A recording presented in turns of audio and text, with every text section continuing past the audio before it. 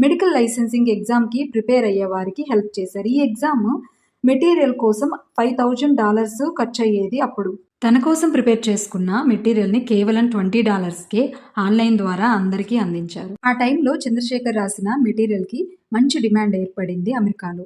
దానితో యువాల్డ్ అనే సంస్థను స్థాపించి దాని ద్వారా టాలెంట్ ఉన్న మనీ లేని ఇబ్బంది పడుతున్న వారందరికీ తక్కువ కాస్ట్లో మెటీరియల్ ప్రొవైడ్ చేశారు. అలా అంచెలంచెలుగా ఎదుగుతూ ఒక మెడిసినే కాకుండా నర్సింగ్, ఫార్మసీ, బిజినెస్, లా కోర్స్ ఇలా అన్ని రకాల మెటీరియల్ ప్రొవైడ్ చేస్తూ బిజినెస్ని డెవలప్ చేసుకున్నారు. అలా ఒక గొప్ప ఎంటర్‌ప్రెన్యూర్‌గా ఎదిగి పుట్టిన గడ్డ కోసం ఏదైనా చేయాలని ఇండియా తిరిగి వచ్చారు. పల్నాడు ప్రాంతంలో వాటర్ సమస్య ఎక్కువగా ఉంటుంది.